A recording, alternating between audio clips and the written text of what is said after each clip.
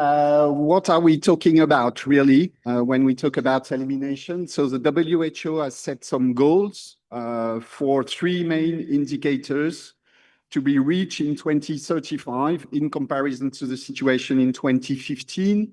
And basically, these three indicators are the percentage reduction in the absolute number of TB deaths with an ambitious reduction of 95%, percentage reduction in TB incidence rate, 90%, and percentage of TB-affected households facing catastrophic total cost due to TB, which should be zero. So where are we in terms of epidemiological trend for tuberculosis since 2015? We can see here that the case notification of people newly diagnosed with TB remains pretty stable, with a decline and rebound during the COVID period. In blue, you have what we think are the reality, the total TB cases modeled by the WHO, accounting for the underreporting of TB cases. And in blue, you have the situation among people living with HIV. So basically, a downward trend for the actual TB number, but you have the 2025 milestone here, and we are still not exactly where we would like to be. So just 2 seconds on the important point of gender difference when we talk about TB. TB, there's no difference for the young age group. TB peaks during the adolescence, and this is something that sometimes we forget. And then males have a sustained very high level of TB, while among females, the prevalence much decreases. So which strategy the WHO and as an international community was developed to reach elimination? The strategy is based on 3 main pillars. The first one is integrated patient care and prevention. A lot of patient and care and not much prevention, but I will come back to this. Policies and supportive systems, which are absolutely crucial and instrumental, political commitment, but universal health coverage, which is probably the most important indicator, and intensified research and innovation. We are still using very old drugs and somehow pretty old diagnostic tests. So where are we today? The WHO has set milestones for 2025. So if we come back, if we come back to the 4 pillars, the TB incidence rate, we are at 12% reduction in 2025, while we should be at 50%. Number of TB deaths, the expectation was 75%, we are at 29%. And in terms of household catastrophic costs, we should be at 0. We are not there yet at all. So we are very far from the objective. What could be the reason? If we come back to each pillar of the strategy, let's look at what the indicator says. First one, and probably that personally surprised me, is the coverage of TB diagnosis and treatment. And for this particular indicator, we are doing pretty well, actually. Expected 90% by 2027. The WHO keeps on pushing back the milestones, but nevertheless, and we are almost at 80% already. So this highlights that the focus has been mainly on diagnostic and care for TB. All the efforts were driven towards this first criteria, but still it's not enough. And we cannot eliminate TB if we don't go beyond treatment, diagnosis and care. I told you there was a bit of prevention. Prevention was mainly TPT, so prophylaxis, TB prophylaxis among only two group of persons, people living with HIV and household contact. And here already we are not doing very well. What about the second pillar, universal health coverage? You have here the 30 countries with the highest TB burden, and here the percentage of the population, the percentage of the population covered by at least one social protection. And all the countries should be at 100%. We are far from there. I let you find Vietnam in the list, but it's not doing that bad, actually. Third pillar is research and innovation. Just this slide to show you what are the TB vaccine development pipeline so far in January 2026. I will not go into the details, of course, but you have all the phase 1, phase 2, phase 3 trials ongoing or planned. There's a lot ongoing, mainly using live attenuated or inactivated mycobacterium vaccine here. Interestingly, 2 RNA vaccines are entering phase 2A trials, very promising ones. So a field very, very active. What about the drugs, the new TB drugs? We desperately need some new drugs. Again, a very busy slide showing that the field is very flourishing again. When there is an asterisk, it means it's a new TB class of drug. So a lot happening at all stages, and most recently, 3 drugs have been approved in the market, bedaquiline, delamanid, and pritomanid, mainly for drug-resistant tuberculosis. Just a few words on the other research agenda, long-acting TB drugs. Not that we are not really as active as the development of drugs. Only bedaquiline is entering phase 2 trials, and few others are in preclinical stage, rifabutin and another new class of drug. Diagnostic test, to be honest, nothing really very exciting. Just this plus life molecular test that has been marketed very recently with a lot of international funding. Not a revolution, it's just a little bit, it's less expensive than Gene Expert, clearly, $3.6, one test, but a bit less sensitive. Some CRISPR test and new urine LAM test that are in the development, but nothing really will be a game changer. So a flourishing field, but still we are lagging well behind the expectation. Why is that? Of course, it's about money. We need $5 billion per year to reach the goals of TB development. It's difficult to get 1 million, so 20% only of the request of the required budget is available for research. So the next question is, are we actually missing something in the strategy? Are we targeting for the right component? So when we look back at the WHO strategy, one point struck me is that actually there's little mention of the fact that TB is an infectious disease. In other words, you could almost apply the strategy to any kind of disease. So to illustrate this point, I will introduce you to this gentleman, Mr. Le Corbusier, who's a famous architect, international architect, who lived in Paris in the 30s. And this guy wrote a letter to the governor of Paris in 1932.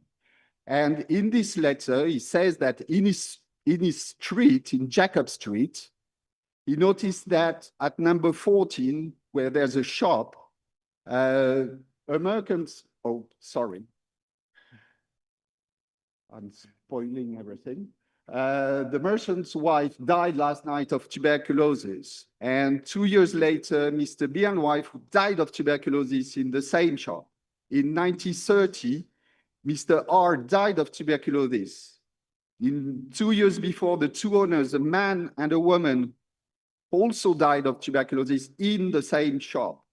He couldn't go back further in the analysis, but the 4 couples mentioned above were all strong and healthy farmers who had come from a countryside region of France. And it took them only 2 years to die at the age of 30 in that same shop. And interestingly, he said, no one thinks to warn you about this, especially the owner who impassively rents out his shop after each death. And tomorrow, a new couple will arrive from this region and certainly will die in 36, of course. I took the liberty, Mr. Governor, of thinking that this little news item, quite moving in itself, would fall within the remit of your services. And this situation really struck Le Corbusier, and it has completely changed dramatically the way he considered architecture. He made the link between these cases and this particular shop and the building of this shop. And this led him to create a new architectural language based on hygiene, ventilation, and light, which were basically the principles of the sanatorium management. So it didn't do any good for people who had TB, but it's of course crucially important for prevention and addressing transmission. So you have here 2 examples of these buildings. I will not come back into the details of the key elements of this new language. So we cannot, am I telling you this story? Is that these elements have been completely forgotten over time, probably due to the emergence of new anti-TB drugs. And we thought that it would be a kind of magic bullet that will eliminate TB. But when you look at all these situations, these elements have been completely forgotten and should apply. I think you will all recognize these settings, and I've put some healthcare centers here because the building of healthcare centers is often promoting TB and not preventing TB. And if we think about the waiting rooms, for example.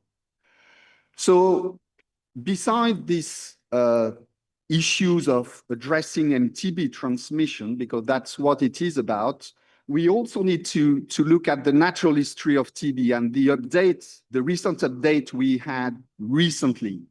I will not go through this Sankey diagram based on all people who get infected with TB and their different outcomes. What should be noted here is that among all TB cases, 50% are subclinical. People have no symptoms. They have TB, but they have no symptoms. So what this means is that in the community, there is plenty of TB cases.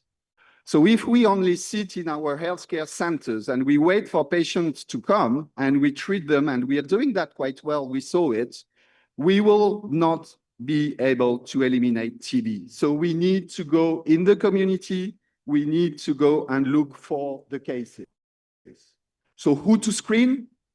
The groups of people is numerous. The TB strategy only focus on TB contacts and people with lineage HIV.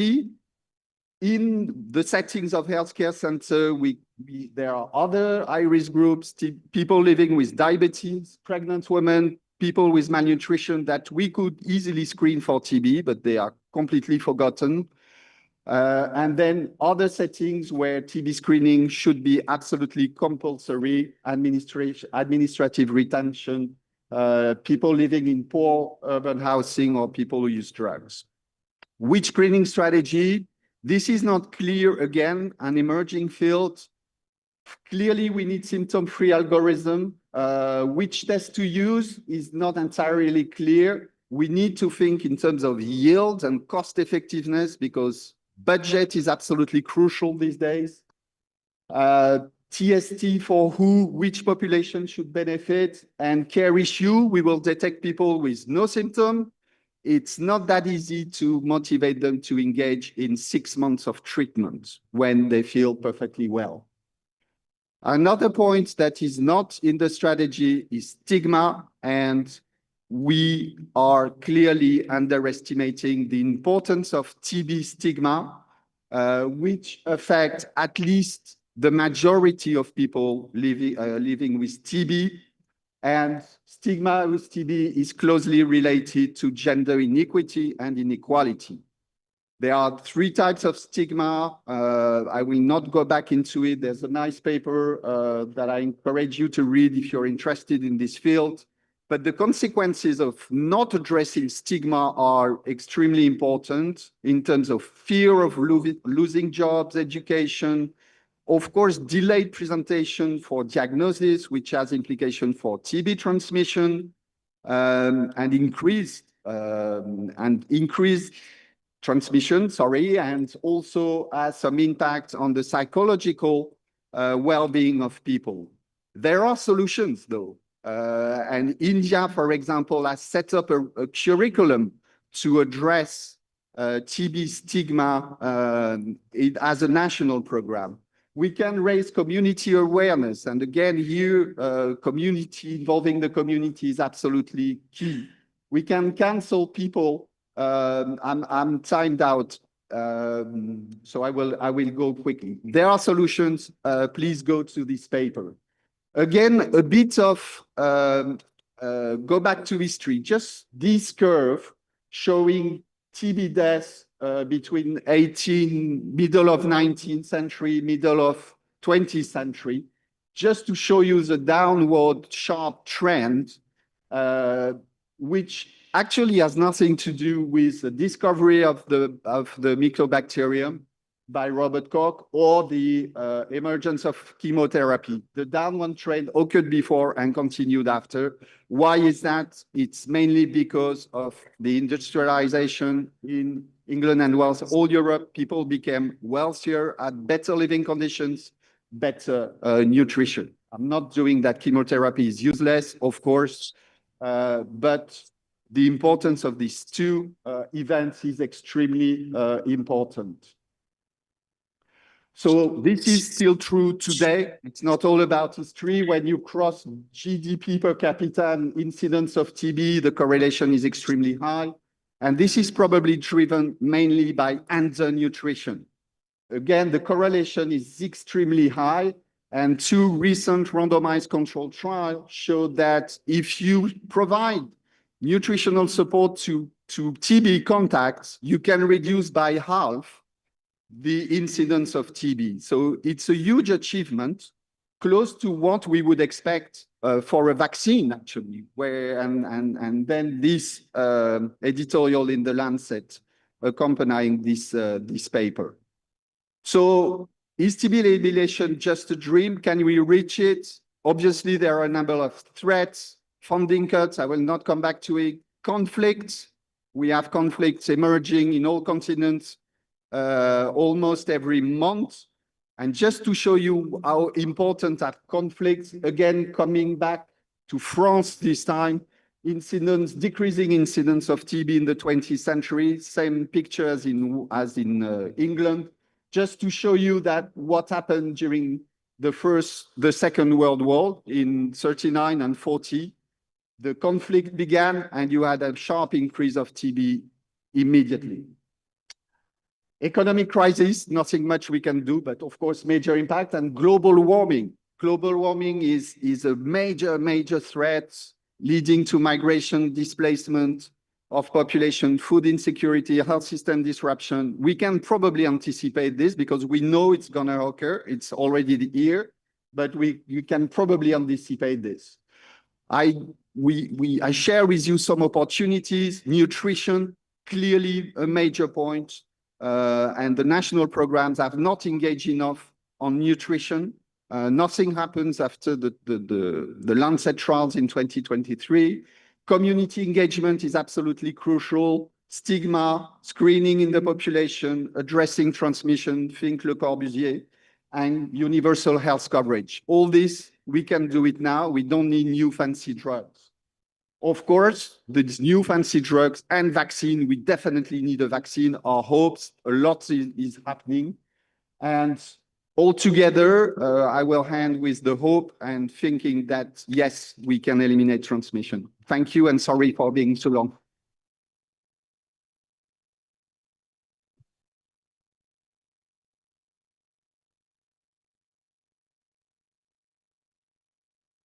Thank you, Nicolas.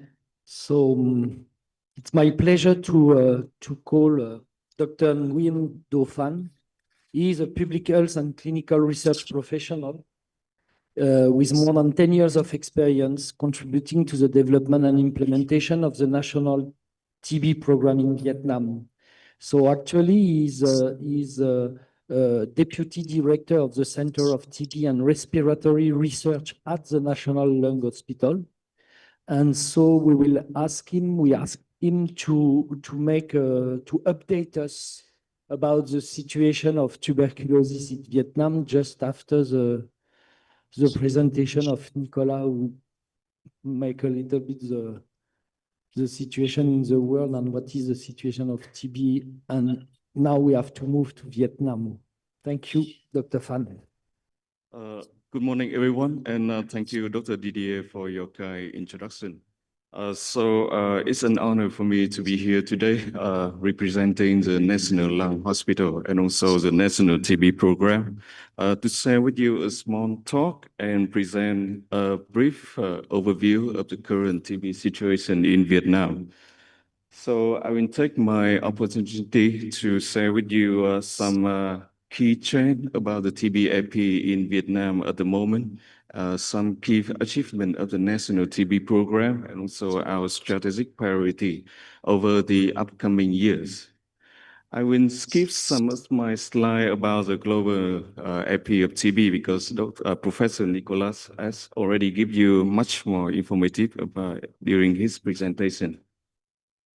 So we all know that TB is still a major public health concern in the world. And although despite decades of effort in TB control, we have not reached what and where we want to be at this moment. But I want to stop here with this slide. The biggest challenge for every TB program in the world now is the gap between the number of TB incidents and the number of reported cases. And with just 10 countries, has already accounted for 63% of this global gap. And Vietnam is also among these countries, and we currently rank 9th, just ahead of Congo. So from the global perspective, to reduce this gap is the biggest challenge and the most important challenge. So with the progress off track mostly everywhere in the world, with just some countries, so some notable success story, funding reduction is threatening our future progress. The stronger political commitment and increased domestic funding is now more important than ever. So for the story of Vietnam, our country, which is also similarly to every other country during the COVID-19 pandemic, we are also included in the top 10 countries with the highest rate of reduction in TB detection. And according to the latest WHO estimation, we have 184,000 new cases in 2024. And among those cases, more than 10,000 are MDR TB cases. And sadly, we have a reduction rate of the incident since 2015, lower than the global rate.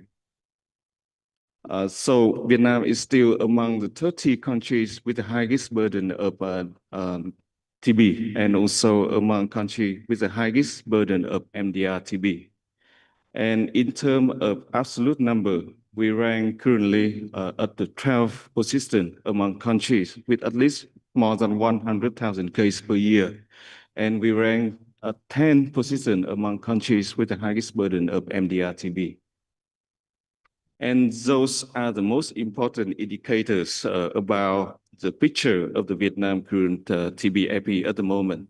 You can see here our treatment coverage is only 58%, which suggests that more than 40% of case in Vietnam is still not detected or not reported to the program. So it is the biggest challenge of the program right now.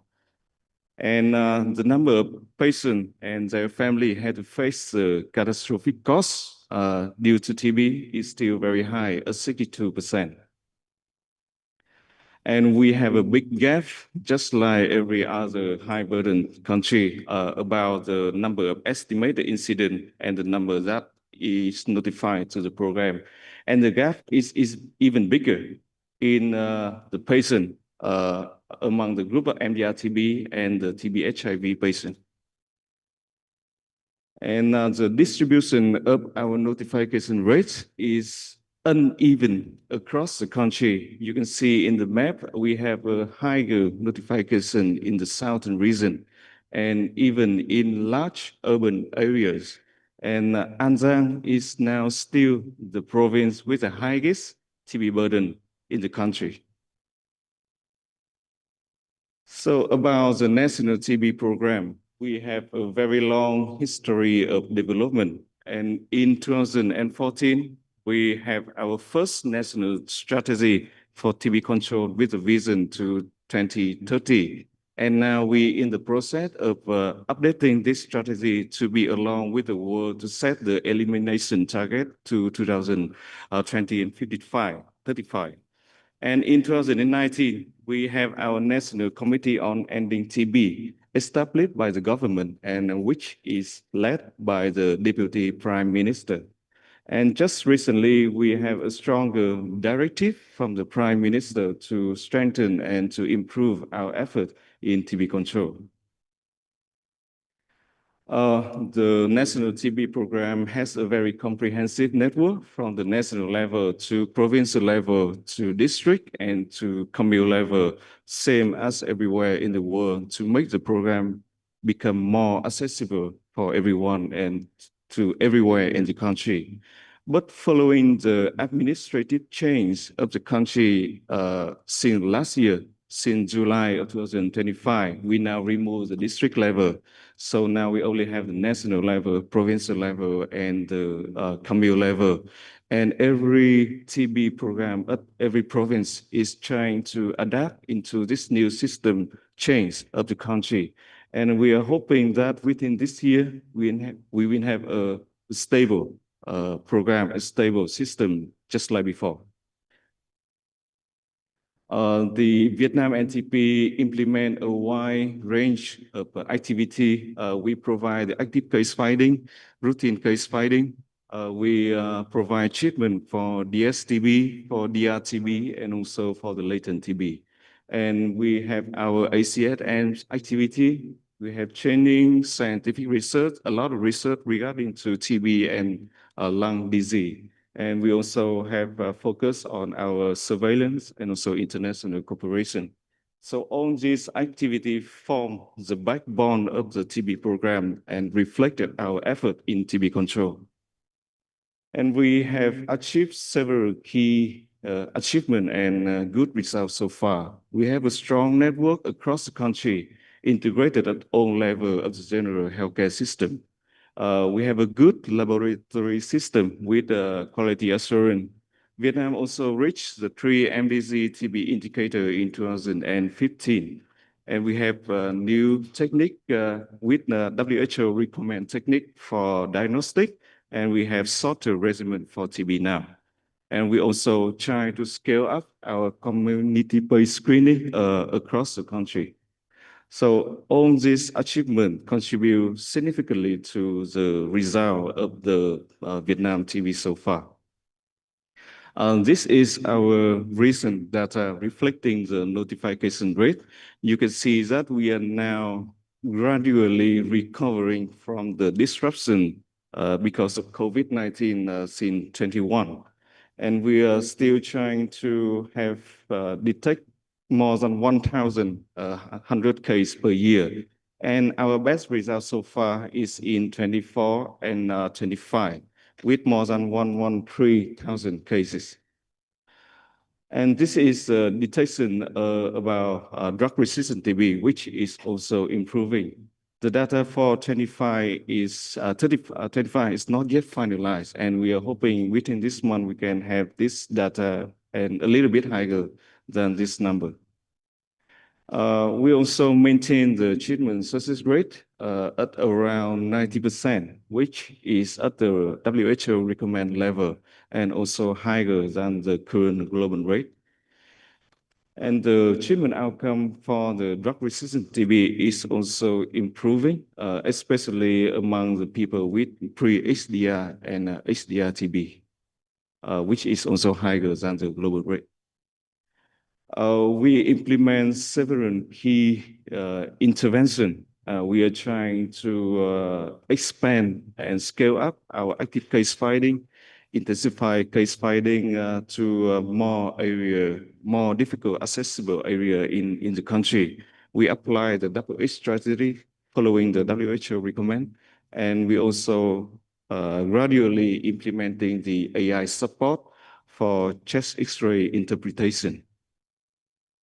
We have a good public-private mix system to increase the TB detection in health facility outside the TB network, in private area and in non-public, non-NTP area. And the contribution from the PPM system to the TB notification annually is about more than 20%. And we also have a strong integration with the HIV services. Vietnam is also trying to strengthen our diagnostic capacity. We implement molecular tests, scale up the gene expert coverage, and we have a strong liquid culture system, and also the first line and second line DST. And we are also, our strategy for treatment is also evolving, and we have shorter regimen for both DS and DRTB now, with 6 months of mostly for MDR-TB patient with BPAN and BPAN-M regimen. And we have variety of options for the LTBI treatment. So our strategy for the looking ahead period, I'm not focusing on the technical side here, but just some like government direction for the program. We want to strengthen our capacity in assessing the TB epi situation for better informed strategy and resource allocation. And we are hoping to have our third TB prevalence survey in next year, 27, which is 10 years since our last prevalence survey in 17. And we also want to integrate TB control within the primary healthcare system, improve routine TB screening in all health facility, and improve the training for students, for healthcare staff, and for TB staff. And equally important, we have to ensure to retain and attract TB personnel at all levels, and to have a more flexible finance mechanism for donor and non-profit funding utilization. And we also to strengthen our ACSM activity to improve the knowledge, to reduce stigma, and to improve the healthcare seeking behavior from all the people, and to mobilize domestic resources to support the vulnerable group of patients. So Vietnam is at a critical turning point at this moment. We are trying to adopt new technology. We are having our system restructuring, and we have stronger domestic commitment. But to lead to the elimination goal of ending TB in 2035, we still need to have a stronger political commitment. We need to have sustainable domestic financing, and maybe we need some breakthrough, like Professor Nicolas just said. We need new vaccine for TB. Unfortunately, Vietnam is not included in one of the vaccine trial, which is currently happening with other countries. I believe that the trial will end in 2032, and hopefully the world will have a game changer by that time to achieve our goal to end TB. That is the end of my presentation. Thank you for your attention.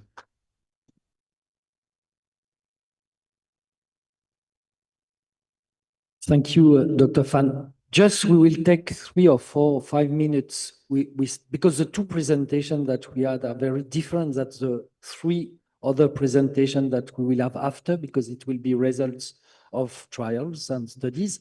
So we can take 2 or 3 minutes, or even 5, if you have questions for Nicolas and Dr. Phan. Yes. So, Ms. Chang, please. Do you have a microphone? Okay, I will give you mine. So, Chair, I have a question for Professor Nicola. In your presentation, you mentioned the high-risk group for TB is people who use drugs. So are there differentiated risks between people who inject traditional drugs like heroin and the younger generations who use stimulant drugs or other new generation drugs, cannabis, ketamine, MDMA? So if the whole group of people who use drugs are people at high risk, are there differentiated risks among those groups?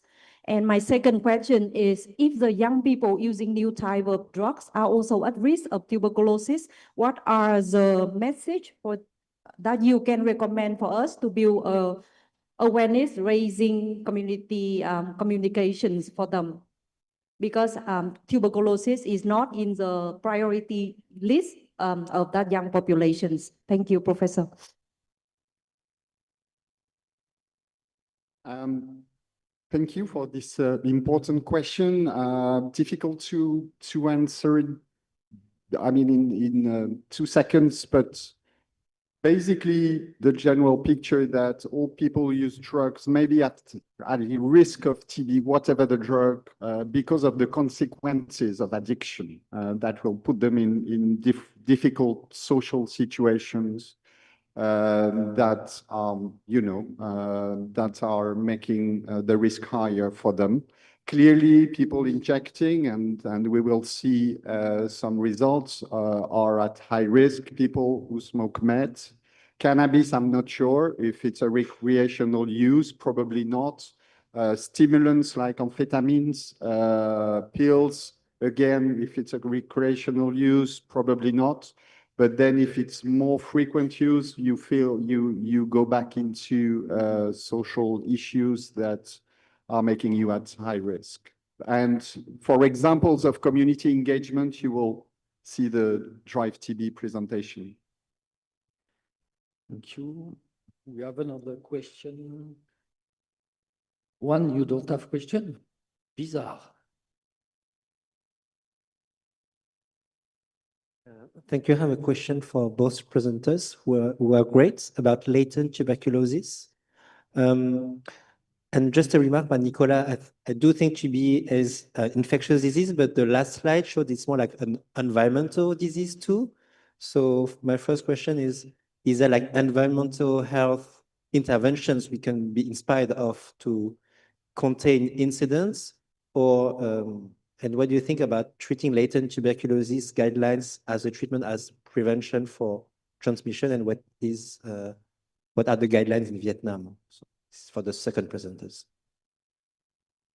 Okay, so the first question for Nicolas, the second question for Dr. Phan. I'm alone to do everything this morning. It's good to do a bit of exercise, you know. So your question about the whether we should have some environmental intervention, clearly it's linked with global warming, and we need to anticipate the consequences. I mean, there's unfortunately nothing much we can do. I mean, we can do some things, but at the country level, not that much. We need to reduce the global warming to prevent the consequences. And we know what's going to happen. And I've mentioned the health system, the displacement of population, and the health system, difficulties. So we can anticipate that because we know what's going to happen, and we can probably work on these consequences rather than trying to change the course of the environmental changes. But of course, we need to reduce the global warming as much as we can. Thank you. Continue my exercise. Thank you. For your question, you asked about the LTBI guideline in Vietnam, right? To talk about the guideline is a very comprehensive thing to say, but I can say that we are mostly focused on TB contact. I mean, the people that is close to the patient that have bacteriological confirmed TB. And we are when we detect a TB patient, we will encourage them to ask for their family member to come to the TB facility to screen for LTBI. And then we will try to decide if they have a risk of TB infection or they have LTBI to decide which treatment regimen is best for them. So the group that is vulnerable to the LTBI guideline in Vietnam is a TB contact, also children under 5, people with HIV, people with some disease like diabetes, the healthcare worker, staff working in prison is also the group that we are targeting. And we have variety of options to treat for the patient with latent TB infection. We have 4 months, we have 6 months, we have 9 months, depending on their condition. Thank you. Thank you. So now another question. Hello, I have 2 questions that goes Only to Dr. Phan as well, to short ones. Yeah. So first one, because I saw on the slide that An Giang is the province that had highest TB prevalence in Vietnam, but it's not a big city. So I don't know if we have some ideas why it has the biggest TB prevalence. And also the second one, we did a lot of we apply a lot of strategy and activity for TB screening to find new cases of TBs. But still Vietnam is in the list of countries that had the highest gap between real cases and notified TB cases. So why is that? Wow. So, well, okay, we have all the day to answer. That take days and take months to answer, even with our leaders. Thank you for your question. So An Giang is still the highest city in the country to have the highest notification rate. We're still trying to find the right answer. But what we can think of is An Giang also has a disadvantage. They don't have a TB hospital there. The TB program is only in the CDC. CDC is in charge of the TB program at the province. And An Giang has a big border with Cambodia, and they have a big migration population, and that could be some reason. And the treatment outcome of An Giang, we also have to put some question, even though the treatment success rate is high, but also we are also questioning the reinfection of the people of An Giang. And to answer your question is very difficult. And for your second question, I can tell you one thing, is that you know that we still have more than 40% undetected or not reported, but the number of patients that not reported to the system is very high, which lies in the private sector. And in the inventory study that we conducted in 2016, the percentage of not reported to the system is around 30%. And we are hoping to conduct our second inventory study next year. So maybe I can answer your question better by then. Thank you. Okay, thank you. So we have to move to the second part of this session. The first part with the 2 presentations was about questions, and now we will have answer with the results of studies. Okay, thank you for the very interesting discussion. We will go next to the Dr. Hnkh, which he presents the tuberculosis burden in people who inject drug in Hải Phòng. He is now the lecturer and vice dean of the Faculty of Public Health at Hải Phòng University of Medicine and Pharmacy, and he is also have been involved in a dry project and dry TB project, and is I think the present today will come from the dry TB project. Please welcome.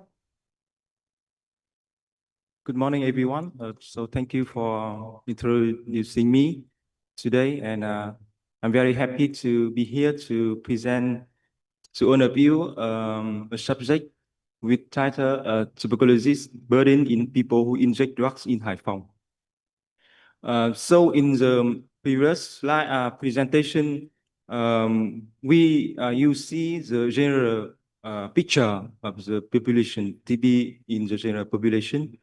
So now I think we need to focus on some specific population, such as people who inject drugs. We can call PWID. And these results extract from the a series driver project by TB. That means tuberculosis control toward tuberculosis elimination among people who inject drugs. Evaluation of a community-based intervention in Vietnam. So for the map, you can see already in the presentation of Dr. Nguyễn Đỗ Phan that highlights the burden, TB burden in some country on the world and also in our region. You can see in our region some country with the highest number of incident cases, such as in India with more than 2 million cases, in Indonesia with more than 1 million, and some country with between 500 and 1 million, such as Pakistan, China, Philippines, and the Vietnam is the third rank of this point with more than 180 cases in 2024. Sorry, 24. And also Vietnam mentioned above in the needs of high burden country for TB and for multi-drug resistant TB.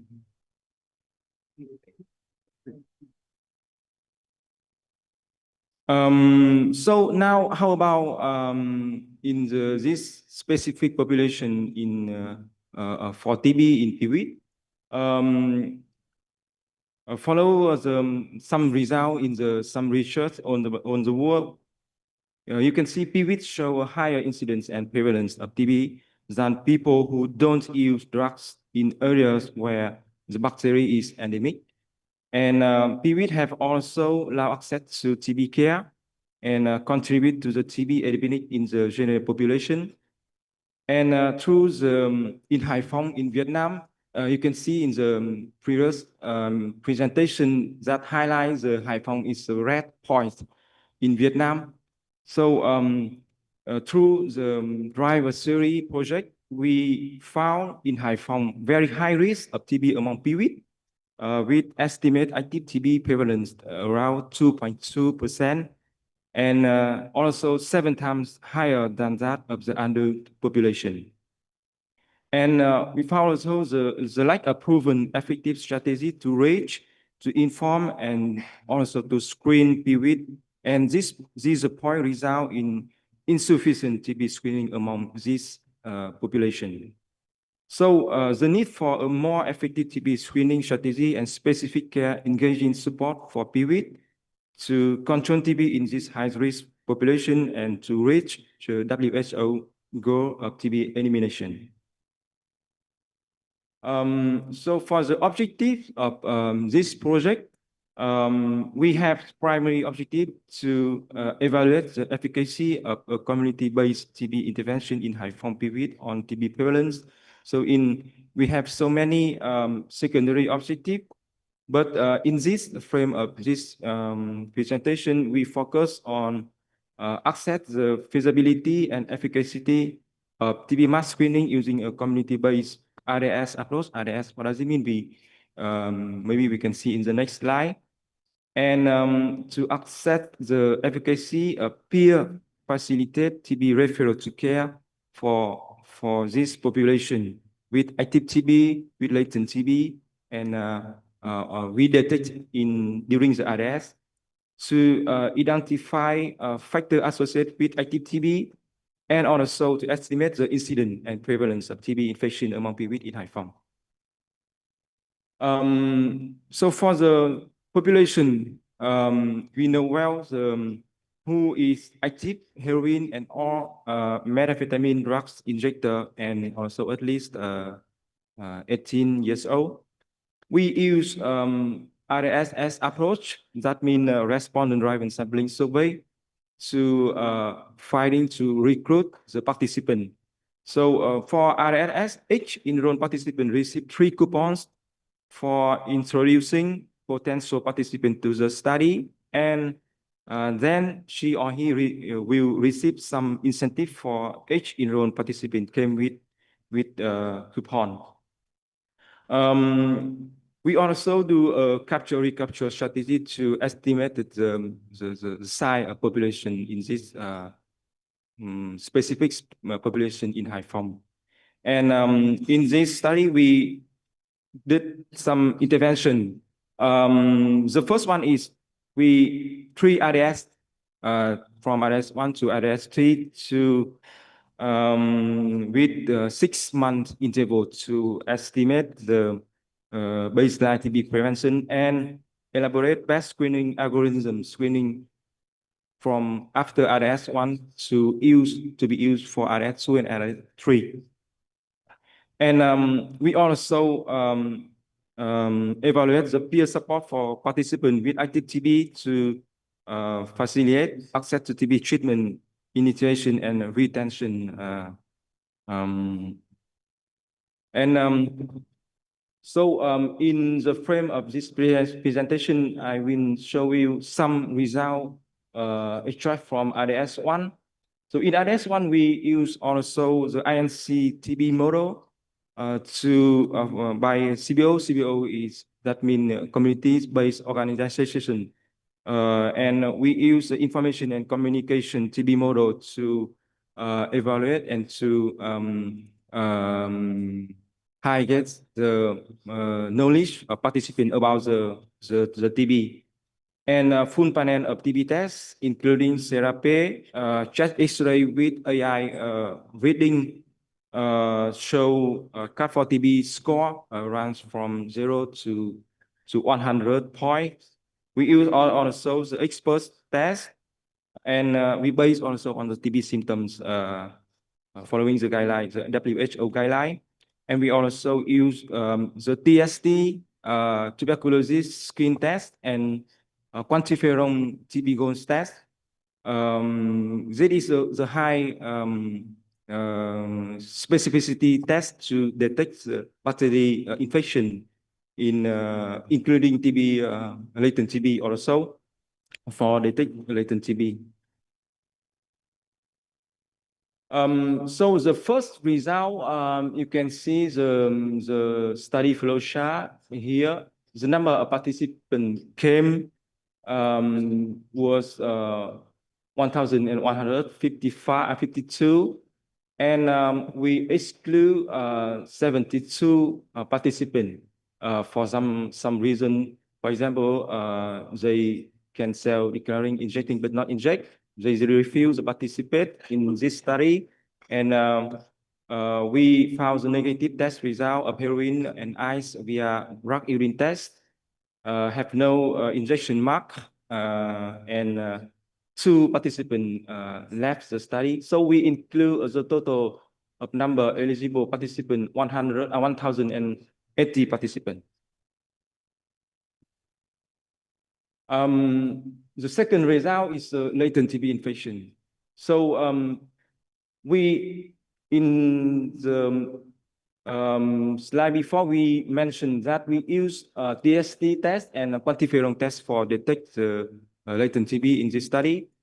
For the TST test, we did for all participants participate in RDS 1, but only 581 participants who came in the time range. That means who came for test result reading from 48 hours to 72 hours.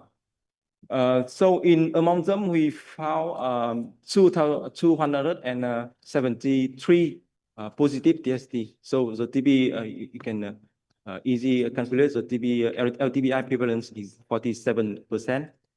For quantiferon test, we did 351 participants, and among them, more than half of them positive. So LTBI 52.4%. So after that, we can calculate the concordant rate is 62.1%, and with the Cohen kappa of 2.23 here, so we can say the concordant is fair agreement between two tests, TST test and quantiferon test. The next result about the TB prevalence. So in the RDS-S1, we found and recognized 48 TB cases. So the TB prevalence is 4.4%. So we can compare with the general population of TB prevalence. Among them, 6 participants were on TB treatment at screening. Could be they have treatment before coming for RDS. So 42 were newly detected.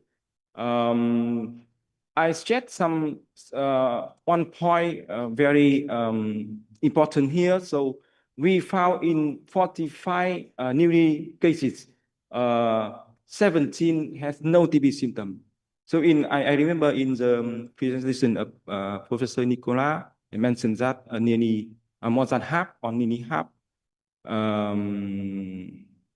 having the TB asymptomatic. So this is very important. If we use large scale screening about general population, and we base on the symptom to find the TB cases. For TB diagnosis for 45 new TB cases, we have 31 has been expert positive on sputum, 1 has been expert trace on sputum, 5 has been expert trace on bronchoscopy lavage, 3 have been expert positive on bronchoscopy lavage, and 2 extrapulmonary TB. 2 minutes, eyes. Yes. 2 minutes. So I will go ahead. So it's some profile of TB case. So you can see the age, BMI have been incarcerated, HIV infection, RV treatment 100%, 12 participants ongoing RV treatment, and also smoke ice also. So we found also some factor associated with active TB, like BMI less than 18.2, have been present, and had even tuberculosis in the past. We tried to do the cascade of TB care also. So among 48 participants, 48 newly TB cases, we have 93.8% initiate TB treatment. And among them, we have some TB cases treatment dropout for some reason, withdrawal symptom, fatigue or rash, patient decision to quit the treatment and lost the follow-up. And finally, we have 64.4% have successful treatment, including 13 complete treatment and 16 cure. The last point I shared here for the post-TB lung disease. So we based on the case definition that evidence of chronic respiratory pneumonia with or without symptom attributed at least in part to previous tuberculosis. So in this study, we consider the participant with K4TB for chest X-ray more than 50 and no active TB diagnosis. So we found as 27 cases, and among them we have 22 participants have previous TB history. So we can calculate the TB lung disease. Post TB lung disease is Yeah. So I would like to check also the CBO contribution in this study for implement ADS, including recruit, find recruit, and counseling the participant, and also have some support for TB cases. For example, linkage TB care, MMT dose adjustment, nutrition provision, and treatment adherence and retention. Some key messages we can extract from this result. High burden of TB among PWIT in Haiphong, including active TB, TB infection, and post-TB lung disease in this very specific population. The model of community-based screening proven effective in reaching and screening a large number of PWIT of TB. And also we mentioned the CBO roles play very important role in linkage to TB care and support for adherence and retention in care. And we specific PWIT targeted TB program from screening support for accessing to TB care and adherence and TB preventive therapy with the involving of CBO members should be developed in Haiphong and also in Vietnam. So we thanked the PSA, University of Montpellier, and also SCDI owns the CBO and owns the members participate to this study, and sponsor ANS. Thank you, Didier and Anne-Claire to support, and funder ANS Mie and Expertise France to sponsor and fund us to this study. Thank you for your attention.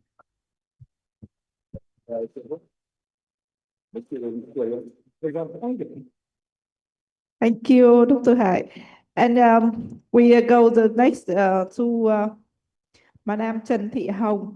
We present the latent tuberculosis management among people who just interact in Haiphong. She has more than 10 years working in the trial and study on infectious disease, and she's now working for Deputy Project Manager and Project Manager for the RITB, the RIC, and the RITB project. So just kindly reminder that you have 10 minutes for presentation. Thank you. Thank you, Madam Chair, for your kind introduction. Hello, everybody. On behalf of the Dry TB team, I would like to present the result of the 3HB ancillary study, latent TB management among PWIT in Haiphong. So as you may know, TB is one of the major public health threats, with 10.7 million new TB cases and more than 1.2 million deaths due to TB globally in 2024. Also, in this year, TB incident in Vietnam was estimated at 182 per 100,000 population. We found in our previous study in Haiphong that TB prevalence were at 2.2% among PWIT, almost 7 times higher than that of the general population. Latent TB infection treatment is one of the cornerstones of TB control and prevention. And the weekly rifampicin plus isoniazid, also known as the 3HB treatment, was recommended by WHO and Vietnamese guidelines as a standard treatment for LTBI in 2020. However, there is little evidence on the safety of the 3HB treatment for PWIT, considering the possible interaction between rifampicin and methadone or heroin. So our primary objective was to assess the acceptability, safety, and adherence of a 12-dose once weekly 3HB regimen to prevent TB disease. And secondary objective was to estimate LTBI prevalence among PWIT in Haiphong. So this is a therapeutic cohort study, and our population were current PWIT enrolled in the RDS-S1, which was the first round of TB screening in dry TB described earlier by Dr. Hnkh. Participants with a positive quantiferon test and no active TB who met all eligibility criteria. Our intervention included 12 doses once per week, Each dose includes 900 milligram isoniazid and 900 milligram rifampicin. Support for treatment adherence by community-based organization members. 3 follow-up visits once every 4 weeks for drug compensation and treatment follow-up. So overall, 184 participants had quantiferon test positive, but 58 were excluded either because they were not contactable or met one of the exclusion criteria. So there were 126 eligible participants who are aware of their LTBI infection. Among these participants, 88 were eventually included in the 3HP study, and 58 completed their treatment follow-up. So the LTBI prevalence were estimated at 52.4%. 100% of participants agreed to LTBI screening when the tests were offered, and the acceptability rate for the 3HP treatment initiation was 70%.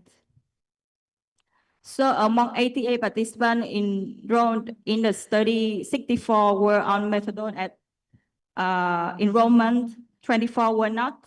The characteristic of these 2 groups of participants were quite similar. However, non-MMT participants were slightly older, were more likely currently inject heroin and smoke meth, and also they were more likely to have psychiatric disorder. The overall completion rate of the study was 65.9%. This rate was higher among non-methadone participants, which was almost 80%, and it was just around 60% for participants on methadone. 70% of participants who didn't complete the study treatment withdrew from the study. Participants only reported missing doses in the last visit in 5.4 of study visits. So the overall adherence rate was 94.6%. Regarding adverse event other than withdrawal symptoms, 17 out of 88 participants reported having at least 23 adverse events from grade 2 related to the study drugs. But as you can see here, the majority of adverse events were grade 2, only 4 grade 3 and 1 grade 4. 2 out of 88 participants experienced a serious adverse event leading to study drug discontinuation. The incidence of this type of AE seemed to be higher among non-methadone participants. 67% of participants reported having at least 1 episode of withdrawal symptoms, higher frequency among participants on methadone. Compared to the non-methadone participants, withdrawal symptoms had longer duration and were more severe among methadone participants. About 55% of participants in non-methadone group and 29% of participants on methadone reported injecting more heroin. Almost 91% of withdrawal participants were on methadone, with more than half of them stating withdrawal symptoms as the reason of their study withdrawals. So is the questionnaire assessing withdrawal symptoms like yawning, perspiring, having tearing eyes, running nose, having hot or cold flushes. It was administered by CBO during study follow-up visits and via phone calls. Among participants who discontinued 3HP treatment before week 4, their median SOAS score of week 1 and week 2 was more than 9 times higher than that of participants who continued. 23 out of 64 participants treated with methadone reported having their dose increased during the 3HP treatment. Surprisingly, 52% of participants reported having at least 1 withdrawal symptom, didn't declare methadone dose increase. Some of the reason could be some participants were afraid of methadone side effects. Some were in the at-home methadone program and they were afraid of being removed from the program if they requested a dose increase. Higher percentage of dose increase at the beginning of the study, with a median increase of 37.5% at week 2, This scheme of dose adjustment was too slow to relieve withdrawal symptoms, especially among participants on high dose of methadone. 8 out of 9 people living with HIV who completed the study had the undetectable HIV viral load at baseline. 2 out of them had detectable viral load at the end of the study, one at 25 copies per ml, and the other had viral load control of less than 20 after 3 months. So the pharmacokinetic analysis was done on 34 participants. Methadone trough concentration reduced by 34% from baseline to week 2 and remained stable during the 3HP treatment period. Some conclusion: high LTBI prevalence among people in high form compared to other populations. Our study recorded good acceptability and adherence to the 3HP treatment. Data on general adverse events are comparable to other studies. Our pharmacokinetic findings confirm the interaction between rifampicin and methadone. High study withdrawal rate from the study, almost 24%, more than half due to withdrawal symptoms, which contributed to low treatment completion rate. A considerable burden of withdrawal symptoms, especially among methadone participants, which had implications to people with active TB and are on MMT, on methadone, because this can lead to treatment dropouts and serious consequences due to untreated TB. So there is a need of a more appropriate methadone dose adjustment and counseling during rifampicin-based anti-TB therapies. Also, withdrawal symptoms led to concerning behaviors to cope with the symptoms, that is injecting more heroin among people. So based on the low treatment completion rate and poor safety profile, our study results do not support the use of 3-HB regimen as a TB preventive therapy among people. So we would like to express our sincere thanks to Expertise Funds and ANS Mie for funding and sponsoring this study. We also thank all partners, especially the CBO, for their important role in the study success. Thank you for your attention.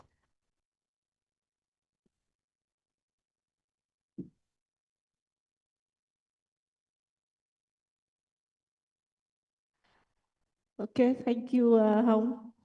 Yes. So we go to the last presentation.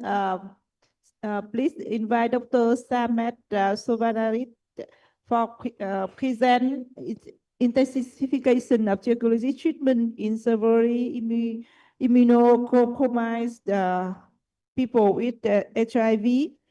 Dr. Samres Sovanarit is the public health professional currently serving as Deputy Director of the National Center for HIV/AIDS, Dermatology and STI under the Ministry of Health, Cambodia.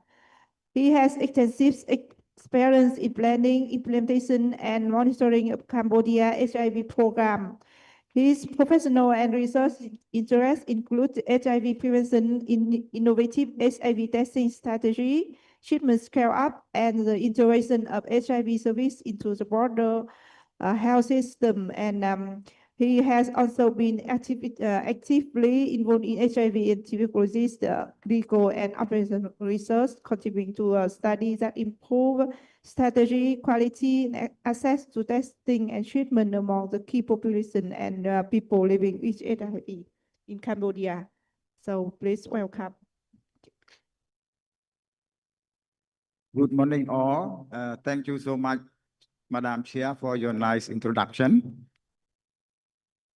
On behalf of Dr. team, it is my great honor and privilege for me to present the result of the clinical trial called DAPTERA.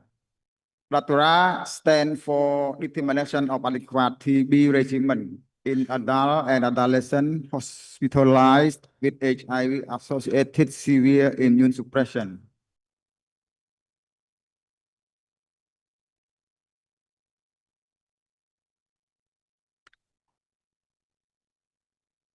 As you may know, despite increasing access to HIV testing and treatment, there are still a lot of HIV infected patient who come present, with late stage. And those in high burden setting, TB occur frequently in this late presenter. TB is a real killer and remain a major cause of death in this patient. Mortality can reach up to 25 to 30% with the current recommended TB regimen, at least in part because of low plasma concentration of TB drug in this patient with advanced HIV disease. Moreover, corticosteroids are frequently used in TB meningitis, but not so often in other forms of TB, even though they have the potential to help prevent the occurrence of TB iris and decrease mortality. Based on that, we thought there was enough rationale to test the effect of intensified TB treatment on mortality.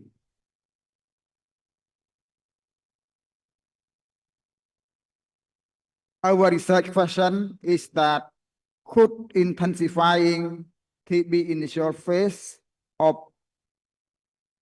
TB treatment by increasing dose of rifampicin and isoniazid plus adding systematic corticosteroid help reduce mortality in these severely immunosuppressed HIV infected patients hospitalized for TB in comparison with standard TB treatment.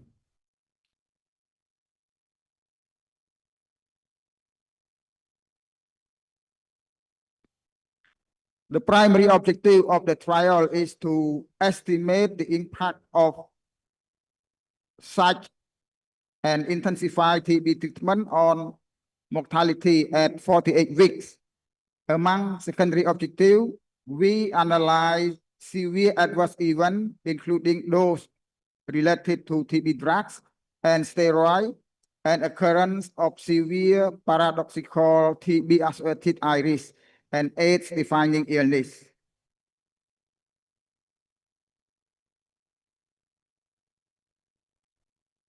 Datura was a multi-country open-label superiority randomized trial funded by the European and developing country clinical trial partner EDCTP and the French ANS. It took place in 5 countries in sub-Saharan Africa, including Cameroon, Guinea, Mozambique, Uganda, and Zambia, plus Cambodia. Participants were randomized between standard TB treatment or intensified TB treatment during the initial phase. Intervention consisted of tripling the dose of rifampicin and doubling the dose of isoniazid for 8 weeks, plus adding systematic corticosteroid for 6 weeks. For participants who were ART naive, tenofovir lamivudine plus dolutegravir double dose was initiated 2 weeks after the initiation of TB treatment.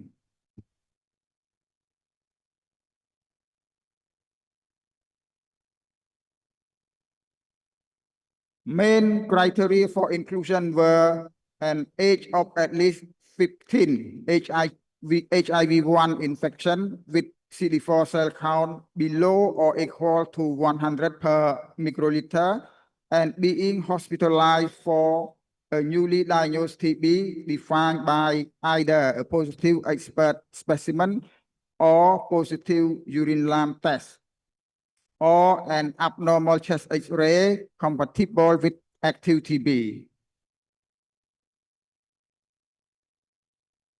Regarding non-inclusion criteria, we did not enroll patients who had central neurological symptom or suspected TB, pericarditis, or severe associated disease that would require corticosteroid or for which steroid would be contre-indication.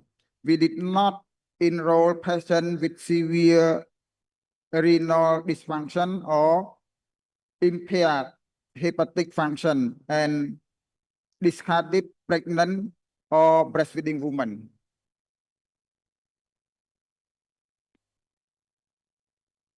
In Cambodia, Datira was implemented in 3 national hospitals in Phnom Penh, Kalamat Hospital, Koh Samak, and Khmer Soviet Hospital to recruit participants during the hospitalization. Participants were continuing their follow-up in one of the 3 outpatient clinics in the same capital city of Phnom Penh. The study was coordinated by the Institute Pasteur de Cambodia.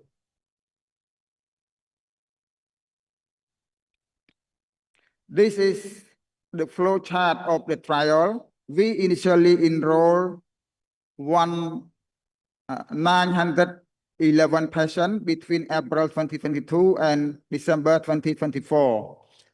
The Independent Data and Safety Monitoring Board asked us to stop the enrollment based on an immediate analysis conducted in early December 2024.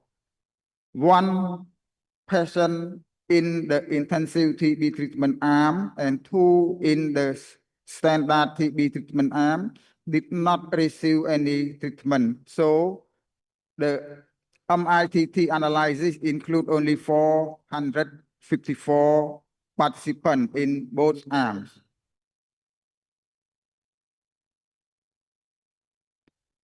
Regarding the baseline characteristic of the patient, 44% were female with a median age of 37, median BMI was 17.6, and 30% of participants had a BMI below 16. Median CD4 count was 44 cells per microliter, and median hemoglobin rate was 9 grams per deciliter. Nearly 20% of the participants were ART naive.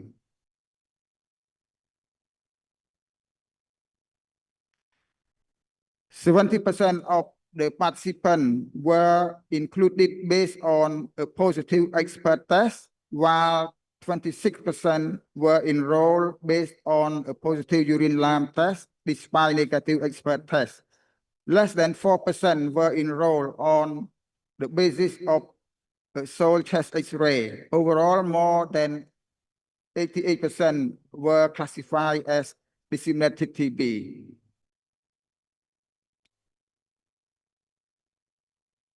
The first result we would like to show you in some PK analysis on a subgroup participant. It showed that participants of the standard arm had low level of rifampicin and isoniazid in their plasma, as expressed either by Cmax or AUC, and that tripling dose of rifampicin and doubling dose of isoniazid resulted in the expected increase in plasma drug concentration.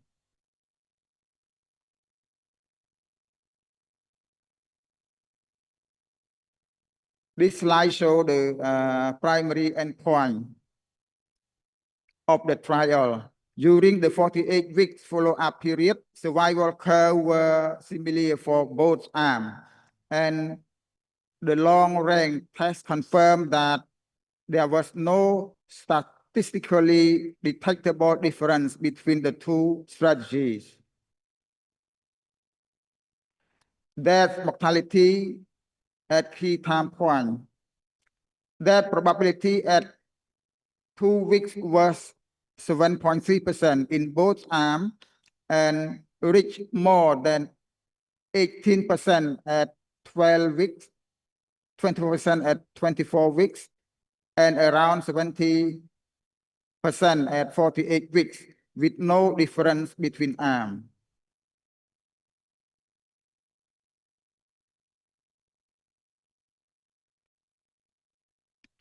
Regarding subgroup analysis or specific population analysis, there was no signal of any difference between arms.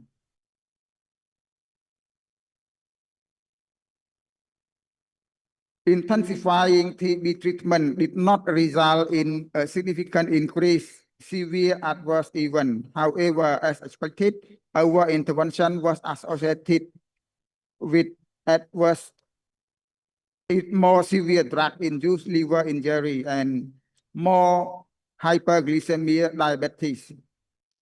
Of interest, it resulted also in a reduction of 50% of the occurrence of severe TB iris.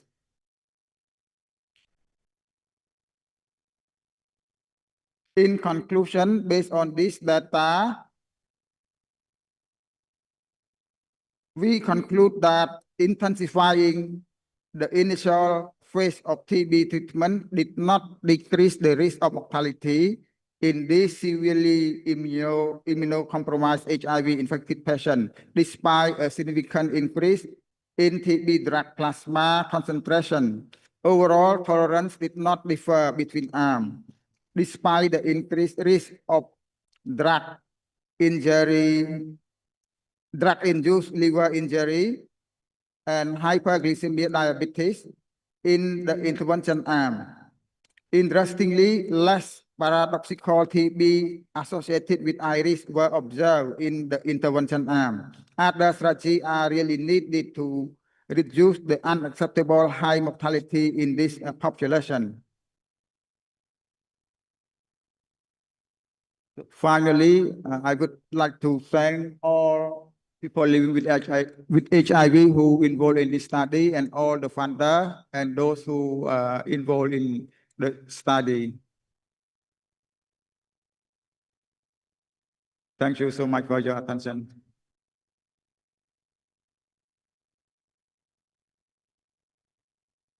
Should I work a little bit or you want to? Okay, thank you, Dr. Sovanait. So we are a little bit late, but it was planned that we will be more late. That means that we have 5 minutes, at least 5 minutes for question for the three presenters. So you have one question from Amandine, Cambodia. Blandine, sorry. Yes, thank you, Dr. Sovanait. So I'm Blandine Ramar from Institut Pasteur du Cambodge, the head of the clinical research group. Mets-le bien. We participated to this clinical trial, and I'd like to thank NGHÄ for its important contribution to this project. And I have a question, because I've seen the result of the PK of the pharmacokinetics. And you mentioned that the patients have the standard treatment. With the standard treatment, you have a low concentration of rifampicin and isoniazid with the standard treatment. And I have seen the result of the paradoxical ARIS in TB-HIV patients. I was wondering if do you think if we increase isoniazid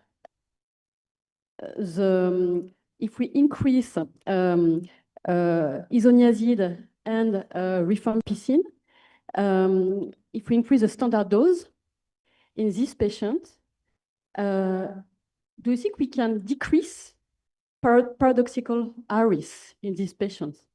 Since in the intensification phase treatments, patients have less ARIS than in the standard dose.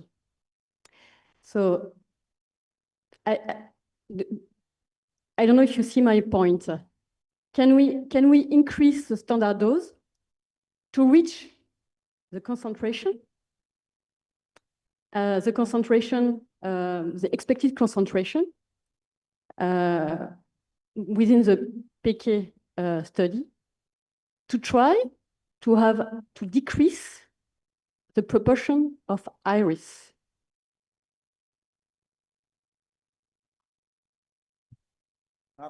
It's a difficult question, I know that. Not quite sure about the question.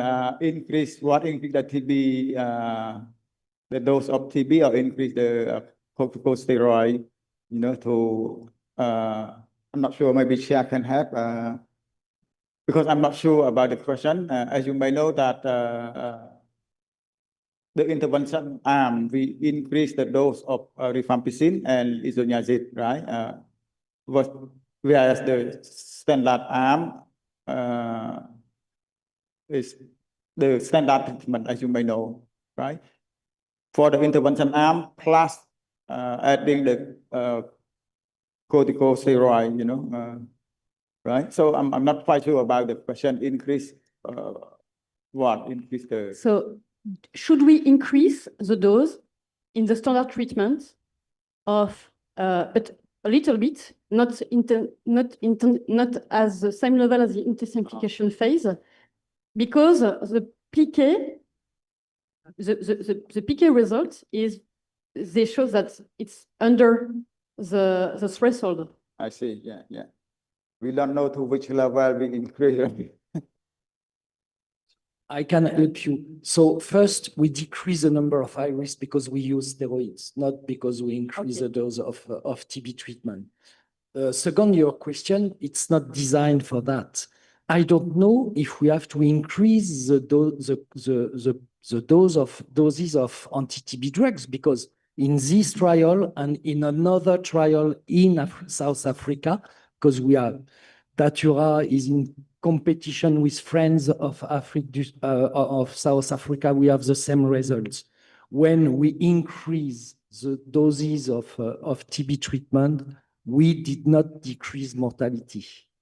So you have the pharmacology and you have the clinic. In clinical issues, there is no difference between people with a high dose of TB treatment and with the standard dose. So personally, even in my practice, I increase the dose.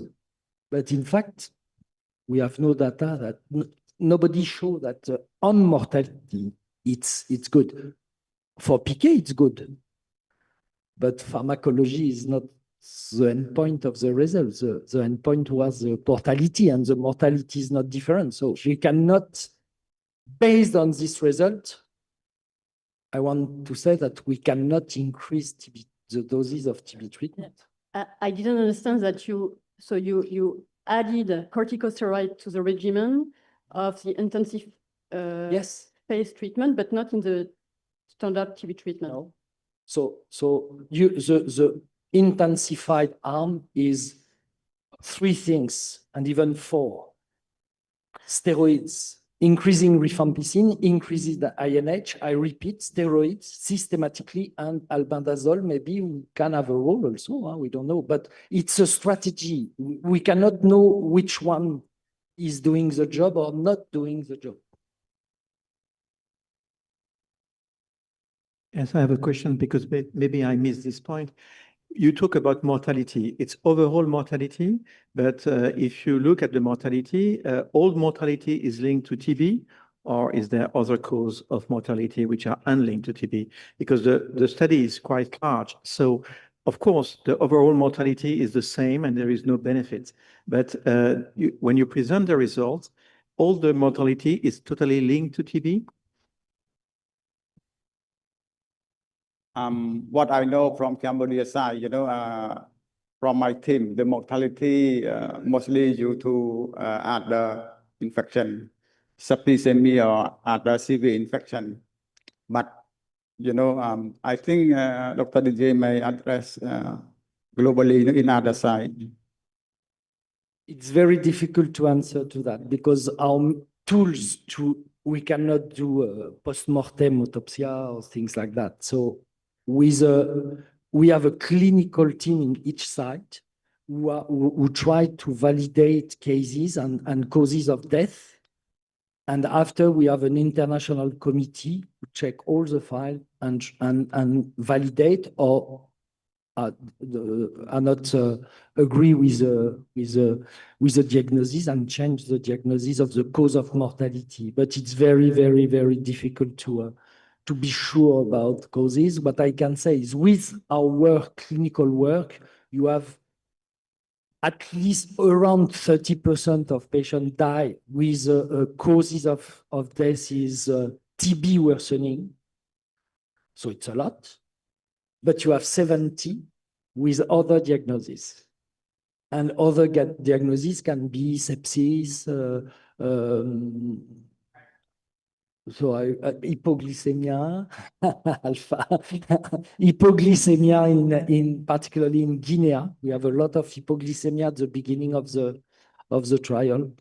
So, okay, we have other causes of death, but it's difficult. Just to mention that another trial, STAR-TB in South Africa, with not exactly the same design, but the same patient and the same primary objective. We have the same results. It was also presented at CROI, the two studies, and we plan to work, we started to work together to try to understand why people are dying first, and then what can we do to decrease this very, very high mortality, because it's around 30% globally. It is less in Cambodia than in Africa, because the mortality is between 15 or 17, if I remember, in Cambodia, and can reach 40% in Guinea.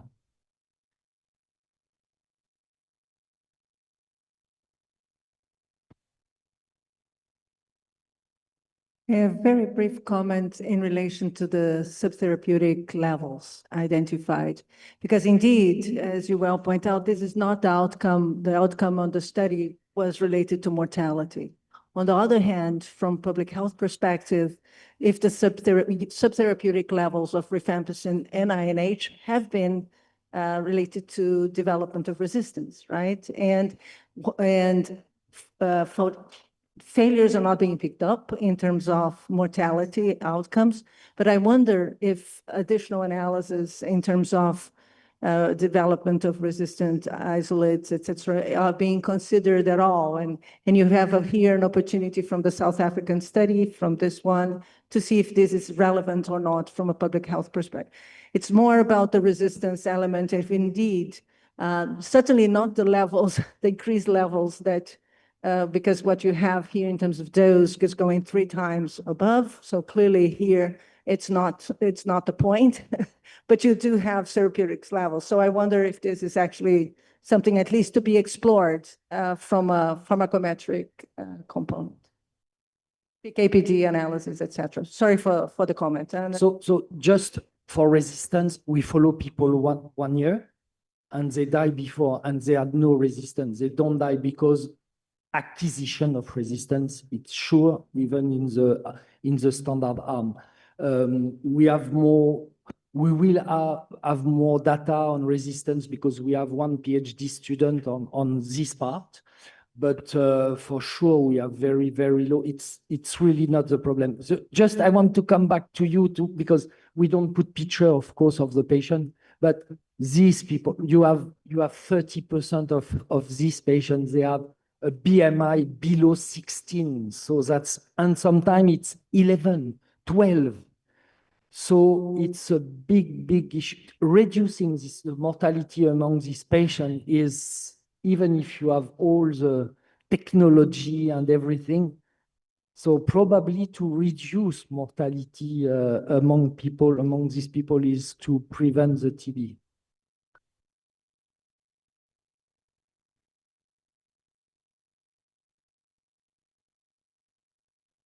So I think if we have no more questions, we have the break, and after we will move to the second session of the day. Thank you very much.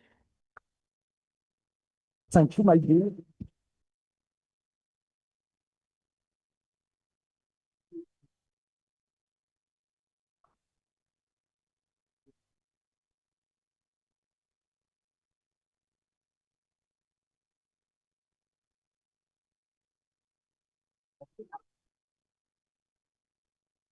Thank you, and please come back at 10:30.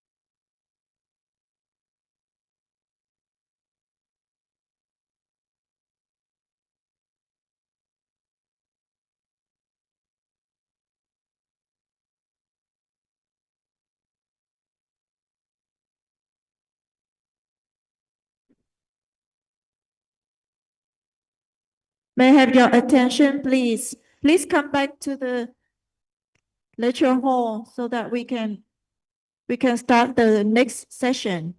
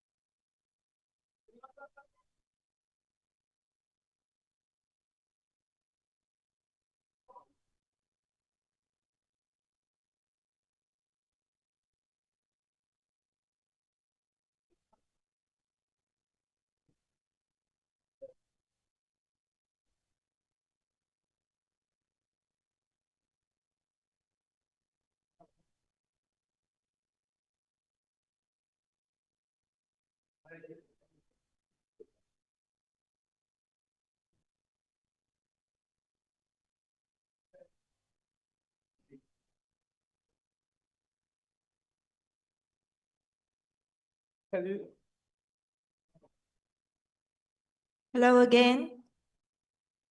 Welcome back and thank you for rejoining us. We will now begin session 7, which will focus on HIV. In this session, one more time, we will have 5 presentations.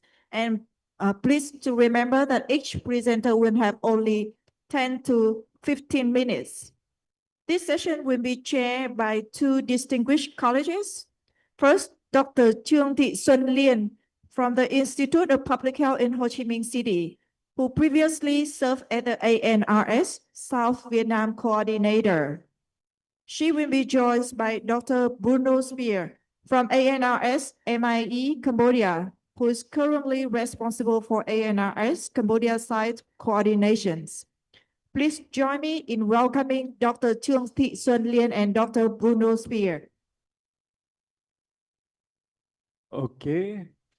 Thank you for attending this session.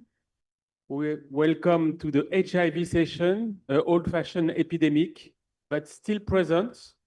And we are going to have very interesting talks on HIV care, 3 talks, and 2 talks on PrEP for prevention. So without delay, we are going to start. And welcoming Dr. Nguyen Quoc Thai, who is currently the head of quality management and the treating physician at the Institute of Tropical Medicine, Bac Mai Hospital. Welcome.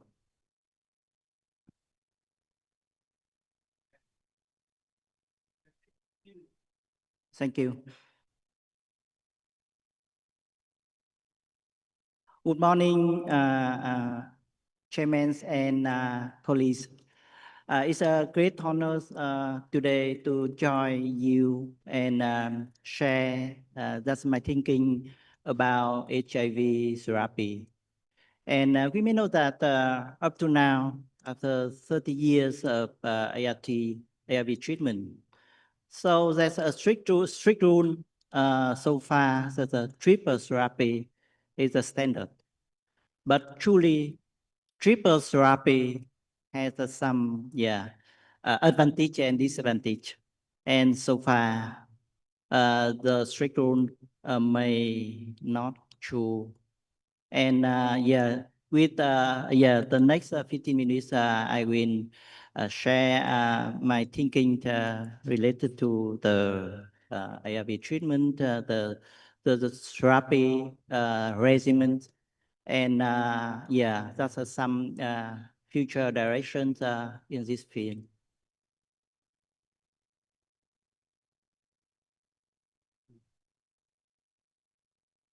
Okay. And even though